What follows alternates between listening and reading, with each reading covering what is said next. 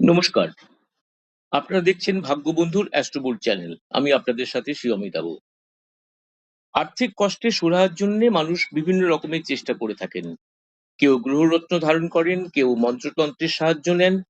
কিন্তু এছাড়াও টোটকার সাহায্যেও এই আর্থিক কষ্ট থেকে মুক্তি পাওয়া যেতে পারে। এইখানে আমরা ৩ টে টোটকার কথা উল্লেখ করব। যদি আপনাদের কোনো কাজে লাগে তাহলে আমরা ধন্য হব। ১ম টোটকাটি হলো শুক্লপক্ষের যেকোনো বৃহস্পতিবার শুরু করতে হবে। কেশরের জলে সাদা সুতো ভিজিয়ে সকালে স্নানের পরে নিজের ডান হাতের কবজিতে ৮ পাক সুতো জড়িয়ে নিয়ে ভালো করে বেঁধে নিন। বাঁধার সময় নিচে যে মন্ত্রটি বলছি এবার সেটা পাঠ করতে হবে। ওং শ্রীং হ্রিং ক্রিং হ্রিং শ্রীং মহালক্ষ্মী নমঃ। এই মন্ত্র ২৮ বার জপ করতে হবে। পরের শুক্লপক্ষের বৃহস্পতিবার আবার এটিকে পাল্টে নিয়ে নতুন ভাবে ধারণ করতে হবে। এইভাবে পরপর করে যান, তাহলে অশুভত্ব নাশ হয়ে মুক্তির পথ পেতে পারেন। এরপর বলি, আর্থিক কষ্ট যদি ক্রমশ বাড়তে থাকে তাহলে কোন টোটকাটি কাজে লাগতে পারে। এই টোটকার জন্য বেছে নিতে হবে যে কোনো পূর্ণিমা তিথি। একটি ছোট নারকেলের গায়ে ভালো করে সিঁদুর এবং হলুদ মাখিয়ে লাল চেলিতে বেঁধে রাখুন।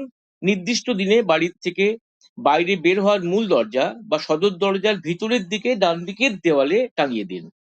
পরের পূর্ণিমা তিথিতে নারকেলটি পাল্টে আবার নতুন করে একই নিয়ম মেনে করতে হবে।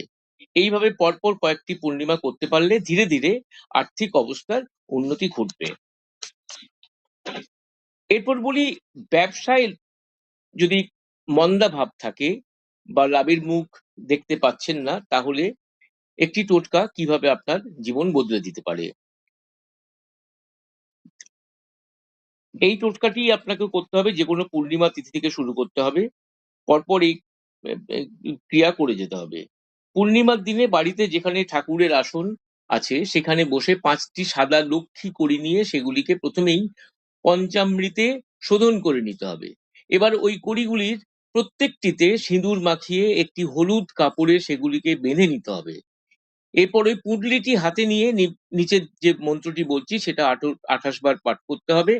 মন্ত্র পাঠ হয়ে গেলে নিজের মনস্কামনা জানিয়ে সেই পুঁটলি নিয়ে ব্যবসার জায়গায় ক্যাশ বাক্সে রাখতে হবে। পরের দিন দোকান বা অফিস খোলার সময় পরিষ্কার হয়ে গেলে, ঘর পরিষ্কার হলে আবার ওই ক্যাশ বাক্স থেকে পুঁটলিটি নিয়ে মন্ত্রটি ৮ বার পাঠ করে তারপরে ধূপ-ধুনো দিতে হবে এবং পুঁটলিটি আবার ক্যাশ বাক্সে রেখে দিতে হবে। এইভাবে পরপর কিছুদিন যদি করতে পারেন তাহলে অবস্থার পরিবর্তন হবে বলেই আশা করা যায়।